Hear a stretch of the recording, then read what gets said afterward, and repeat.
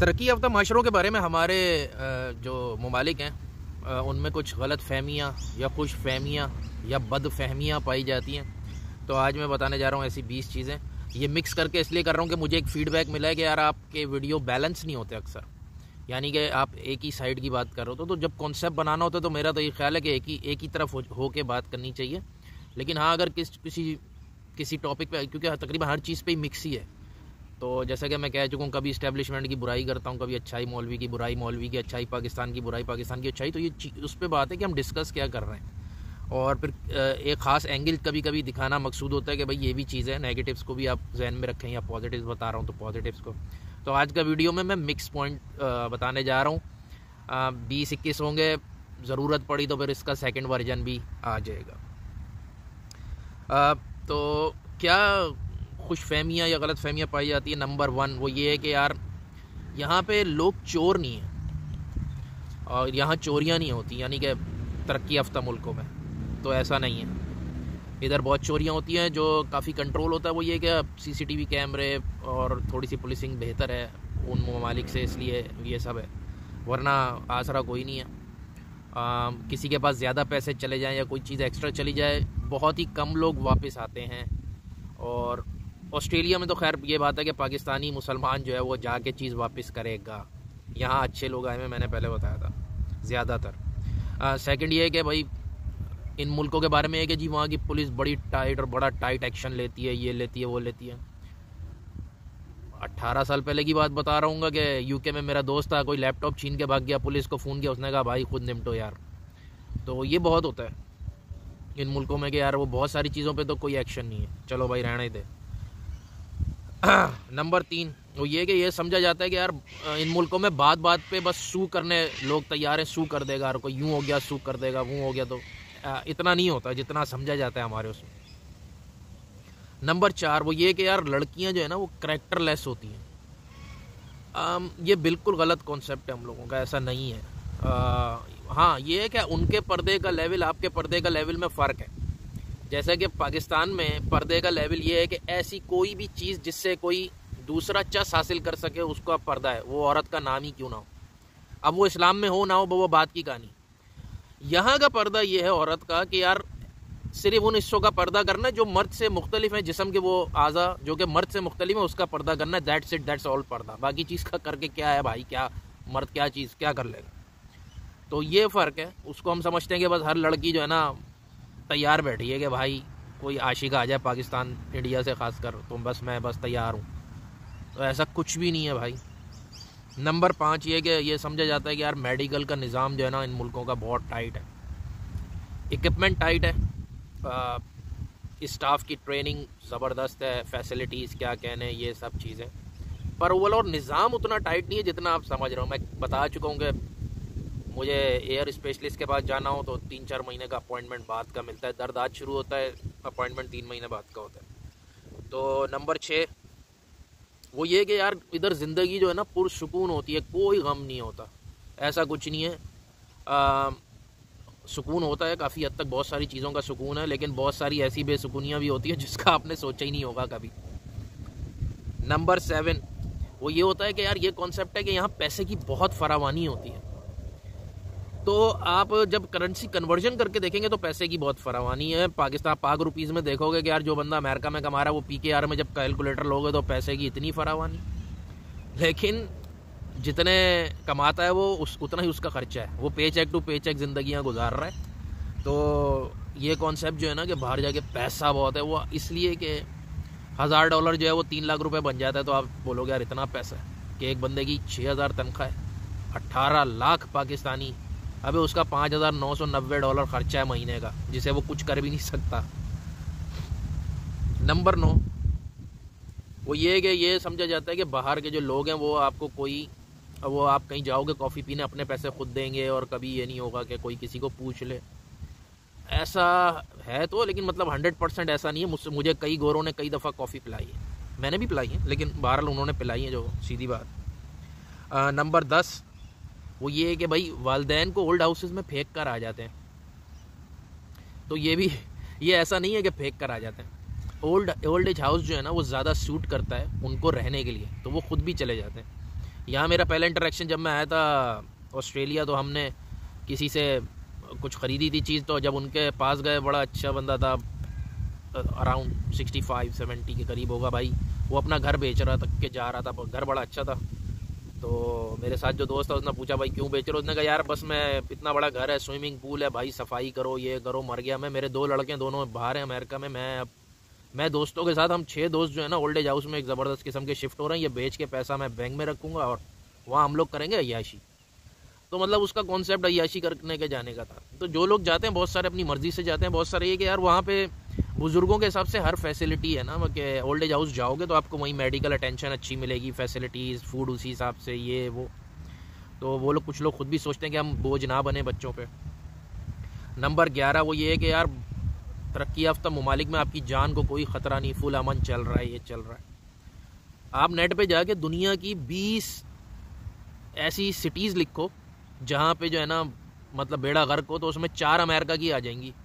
आज करके देख लेना यार, कत्लो गारतगरी, मंशियात तो तेरी तो मेरी तो पता नहीं क्या क्या हो रहा होगा भाई, ठीक है। तो ऐसा नहीं है कि वहाँ जान को ख़तरा नहीं, वहाँ ऐसे बड़ा बड़ा बंदा पड़ा हुआ है, जेल में टूथब्रश को छील के उससे कत्ल कर देते हैं, 2-4 कत्ल तो ऐसे ही हो जाते हैं मजाक में। बाकी अमेरिका के स्कूलों में आपने देखा ही है कि यार आए दिन फायरिंग, तो ऐसा नहीं है। इसी तरह के यार वहाँ पे जो है ना मतलब लोग, बिल गेट्स और ये बस सब, हर बंदा आराम से घूम सकता है। वज़ीर आज़म साइकिल पे आता है, जो वज़ीर आज़म साइकिल पे जाता है उसको, उस साइकिल को कवर करने के लिए अंडर कवर 150 से 200 बंदा एक्स्ट्रा लगा के रखते हैं कि भाई आप मजाक समझ रहे हो कि यार वज़ीर आज़म को कोई भी आया टेप गया।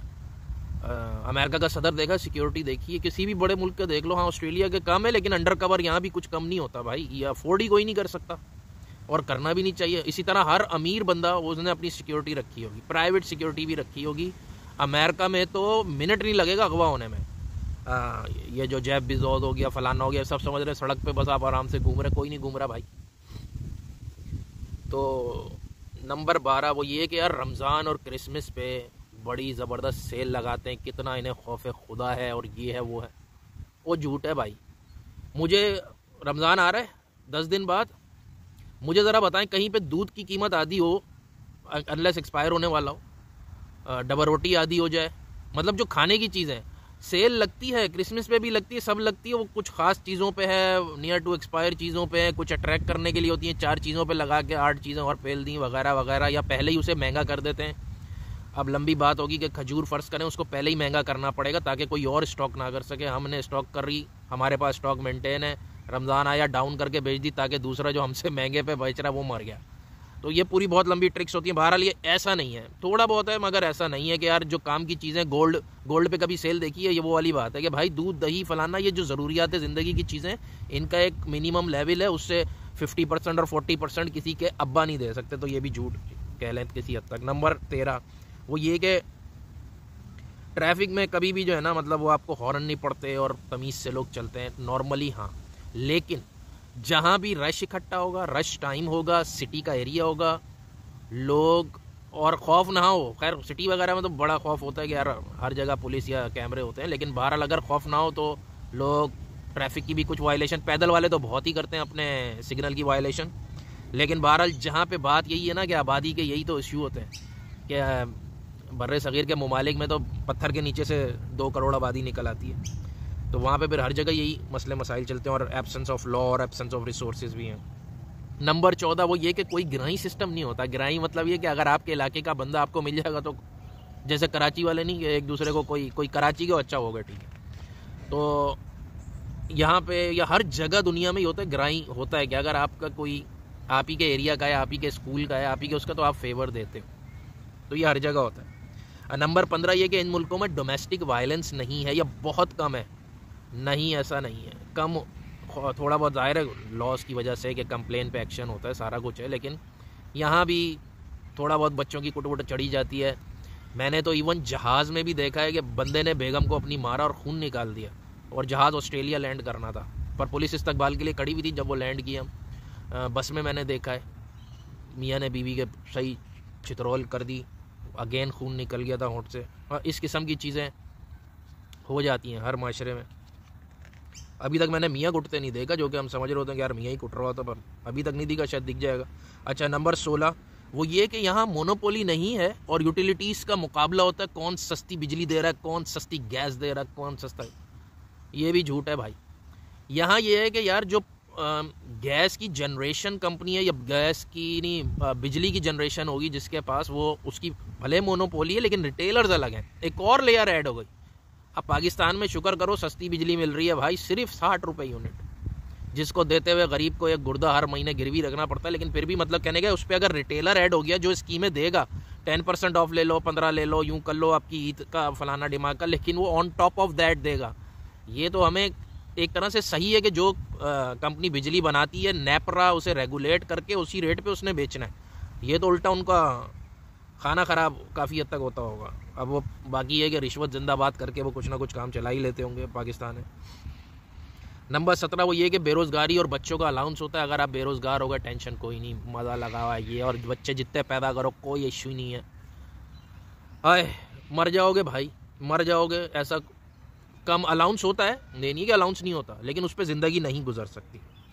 नंबर 18 वो ये कि कोई झूठ नहीं बोलता यहाँ पे, नहीं ऐसा नहीं है, दूसरी किस्मों के झूठ बोलते हैं। ठीक है, हम लोगों में ये कि हर चीज़ में ही झूठ, खामखा का झूठ। वो यार मैं सुबह 4 बजे से यहाँ खड़ा हूँ, ये यहाँ पे ये झूठ नहीं होगा। 4 बजे आपको बोला है, 4 बजे वो भी पहुँचेगा, 4 बजे अगला भी पहुँचेगा, 4 का 3:50 पे पहुँच जाएगा। नंबर 19 वो ये है कि यहाँ पे बराबरी है, कोई किसी में फ़र्क नहीं है, ये बराबर है वो बराबर है, नहीं ऐसा नहीं होता। अमीरों के इलाके थोड़े डिफरेंट होते हैं गरीबों के इलाकों से, अमीरों के स्कूल अलग होते हैं गरीबों के स्कूल से। इसी तरह जो एजुकेशन पे हमारे यहाँ नहीं छोड़ा था, यहाँ पाकिस्तान में 3 तरह के एजुकेशन सिस्टम है, लानत है ये। यहाँ पे भी भाई 3 तरह के 4 तरह के एजुकेशन सिस्टम्स होते हैं।